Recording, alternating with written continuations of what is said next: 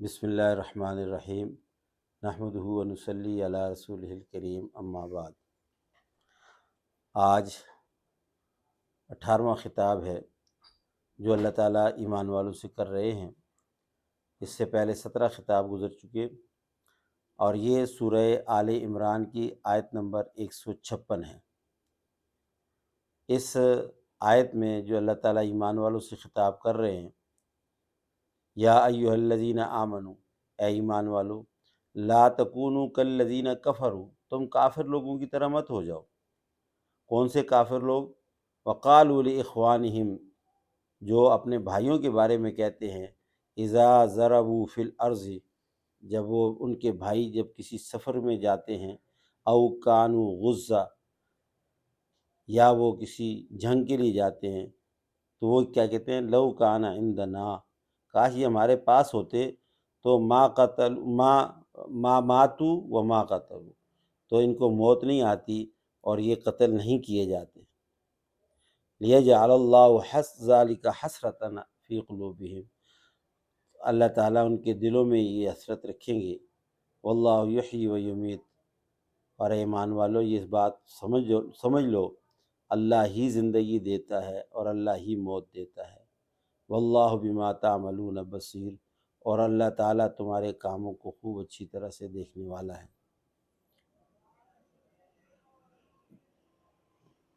رسول پاک صلی اللہ علیہ وسلم جب مدینہ شریف میں ہجرت فرما کر کے گئے تو وہاں پر جو سب سے بڑا مقابلہ یا سب سے بڑے مخالفین یا سب سے بڑے دشمن جو تھے وہ یہود تھے، اور یہود کی دو قسمیں تھیں۔ ایک وہ یہود تھے جو ظاہری دشمن تھے، اور ایک وہ یہود تھے کہ جو باطنی دشمن تھے۔ جو باطنی دشمن تھے وہ منافق تھے، جو بظاہر اپنے آپ کو اہل ایمان کہتے، کہلواتے، ظاہر کرتے، لیکن در پردہ وہ ایمان سے بالکل خالی تھے۔ تو منافقین کی ہر ممکنہ کوشش یہ ہوتی تھی کہ اہل ایمان جو مسلمان ہیں ان کو کسی نہ کسی طریقے سے ورغلاتے رہیں، ان کو اسلام سے دور کریں، ان کو ایمان سے دور کریں، ان کو اعمال سے دور کریں۔ اور اسی سازشوں میں سے ایک سازش ان کی یہ بھی ہوتی تھی، جب وہ اہل ایمان کو اللہ کے راستے میں نکلا ہوا دیکھتے اور جنگوں میں جاتا ہوا دیکھتے، ان کا جذبہ شہادت دیکھتے اور شوق شہادت دیکھتے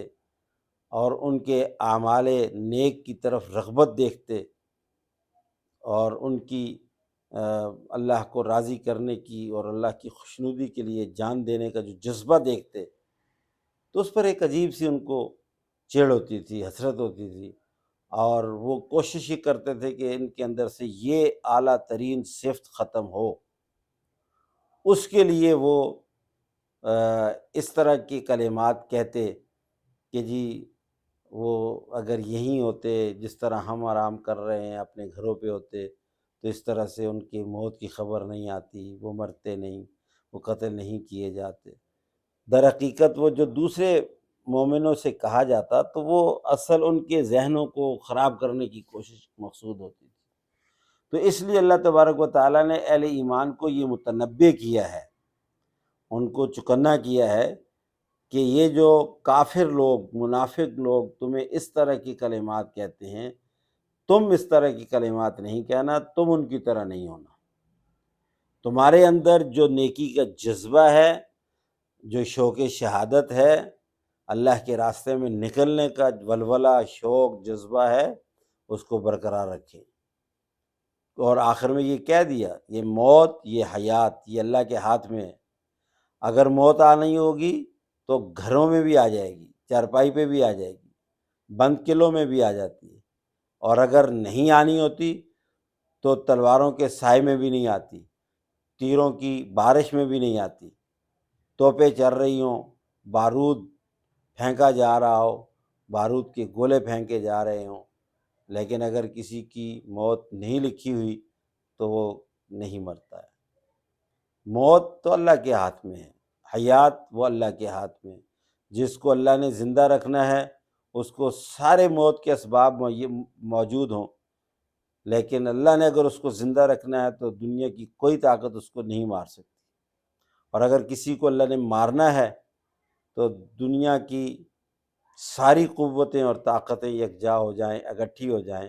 اور مارنا چاہیں تو نہیں مار سکتے۔ یہ ایمان والوں کا عقیدہ ہے، یہ ایمان والوں کو اللہ نے سوچ دی ہے، اور اسی سوچ کی بنیاد پر اہل ایمان بہادر ہوتے ہیں، وہ اسی لیے شہادت کا شوق اور جذبہ رکھتے ہیں، اور وہ صحابہ کرام کی یہ شان تھی کہ اگر پتہ چل گیا کہ جی باپ شہید ہو گیا ہے تو پھر بیٹے تیاری کر رہے ہوتے تھے اللہ کی راہ میں جانے کے لیے۔ اگر کسی عورت کو پتہ چلتا کہ جی اس کا خاوند شہید ہو گیا ہے تو وہ اپنے بیٹوں کے سروں پر جنگی لباس پہنا رہی ہوتی تھی اور ان کو تیار کر رہی ہوتی تھی کہ تم اللہ کے راستے میں نکلو، تمہارا باپ شہید ہو گیا ہے، تم بزدلوں کی طرح کیا تم گھروں میں بیٹھو گے؟ یہ وہ جذبے تھے جن کو دیکھ کر کے مشرکین چڑھتے تھے، یہود اور نصارہ چڑھتے تھے اور منافقین چڑھتے تھے۔ ان کے دل کے اندر یہ جذبہ، عورتوں کے اندر، مردوں کے اندر، بچوں کے اندر، بچے ایڑیاں اٹھا اٹھا کر کے اللہ کے رسول سے کہتے تھے جی ہم بڑے ہو گئے، ہمیں آپ اجازت دیں کہ ہم جہاد کے لیے جائیں۔ اور شوق شہادت ایسا تھا، اس کی وجہ کیا تھی کہ وہ اس بات کو دل میں بٹھائے ہوئے تھے اللہ ہی زندگی دینے والے ہیں اور اللہ ہی موت دینے والے ہیں۔ اور منافقین کا یہ عقیدہ، یہ رجحان نہیں تھا، اس لیے اللہ تبارک و تعالیٰ نے اہل ایمان کو یہ کہا کہ تم منافقوں کی طرح یعنی اپنے عقائد کو خراب کر کے نہ بیٹھو، بلکہ اپنے عقیدے کو پختہ رکھو۔ موت آنی ہے تو وہ گھر میں بھی آ جائے گی، نہیں آنی تو جنگ میں تلواروں کے سائے میں بھی نہیں آئے گی۔ تو اس لیے ہمیں بھی چاہیے کہ ہم بھی اپنے ایمان پر قائم رہیں، دوسروں کے کہنے پر اپنے ایمان کو متذبذب نہ کریں، اب دوسروں کے کافروں کے کہنے پر یا کچے ایمان والے یا منافق لوگ یا فاسق اور فاجر لوگوں کے کہنے کی وجہ سے ہمیں اپنے اسلام میں یا اسلامی جذبے میں کمی نہیں کرنی چاہیے۔ اس وقت تو ایک جذبہ شہادت ہوتا تھا، جہاد کا جذبہ ہوتا تھا۔ آج کے دور میں اعمال کی طرف کوئی لگتا ہے شوق کے ساتھ، ذوق کے ساتھ، نماز کی طرف رجحان ہو گیا، قرآن کی طرف رجحان ہو گیا، صدقے خیرات کی طرف رجحان ہو گیا، تو ہمارے بہت سارے منافق ایسے ہوتے ہیں، مردوں میں، عورتوں میں بہت سارے منافقین ایسے ہیں، بظاہر مومن ہیں ہم، لیکن ایسے بداعمال قسم کے، ایسے بددین قسم کے ہوتے ہیں کہ جو دل خراب کرنے کے لیے مختلف قسم کے طعنے دیتے ہیں، مختلف قسم کی باتیں کرتے ہیں، تو ہمیں ان کی باتوں پر دھیان نہیں کرنا چاہیے۔ ان کی باتوں کی وجہ سے ہمیں یہ نہیں کہ جی ہم نماز چھوڑ دیں، ہم قرآن چھوڑ دیں۔ جیسے اگر کوئی آدمی نماز کی طرف لگ گیا، قرآن کی طرف لگ گیا، تو اب اس پر طعنے کسنا شروع کر دیں گے، بجائے اس کے کہ ہمیں اس کو پروموٹ کریں، اس کی حوصلہ افزائی کریں، الٹا کیا کہتے ہیں جی ملا بن گیا، اب تو یہ ملا بن گیا، بس اب تو اس نے مسجد نہیں چھوڑنی۔ ایسے اب اگر کوئی اسلام کی طرف، دین کی طرف رغبت، شوق پیدا ہو گیا کسی کا، تو وہ منافقوں والی چال آج بھی چلی جاتی ہے کہ ایسے کلمات کہتے ہیں۔ وہ بھی تو اسی لیے کہتے تھے، اس لیے وہ یہ باتیں کہتے تھے کہ جی تاکہ ان کا رجحان جہاد سے ہٹ جائے۔ قالوا لاخوانہم اذا ضربوا فی الارض او کانوا غزا لو کانوا عندنا ما ماتوا وما قتلوا، وہ جو اپنے ساتھ ان کے مومن ہوتے تھے ان کے کان اسی لیے بھرتے تھے، ان کا ذہن خراب کرنے کی کوشش کرتے تھے۔ اور آج ہمارے ہاں بھی یہی ہوتا ہے کہ کوئی نیک کام کی طرف، کوئی اچھے کام کی طرف، کوئی مسجد کی طرف، نماز کی طرف، نیکی کے کاموں کی طرف لگتا ہے، اس پر ایسی باتیں کی جاتی ہیں۔ اچھا پھر یہ ہے کہ جو نیکی کے راستے پہ لگتا ہے تو کوئی نہ کوئی اگر کوئی پریشانی آ گئی، مصیبت آ گئی، ایک آزمائش ہوتی ہے اللہ کی طرف سے تو آتی ہے، پھر وہ اس کو کوسنے لگ جاتے ہیں کہ جی اچھا بھلا تھا بس وہ جب سے اس نے جو ہے وہ نماز پڑھنی شروع کی اور مسجد جانا شروع ہوا تو جی یہ ہونا شروع ہو گیا اور یہ ہونا شروع ہو گیا۔ بھائی اس طرح کی باتیں کر کے کسی کو دین سے ہٹائیں گے تو پھر مومن نہیں کہلائیں گے، پھر وہی منافقین والا رول ہوگا۔ اس لیے ہمیں سوچنا چاہیے، سمجھنا چاہیے کہ ہماری وجہ سے کوئی دین سے، اسلام سے، اللہ کے راستے سے نہ ہٹ جائے۔ ہمیں اگر کسی کو دیکھیں کہ نیکی کے راستے پہ تو اس کو حوصلہ افزائی کریں، اگر حوصلہ افزائی نہیں کر سکتے تو کم از کم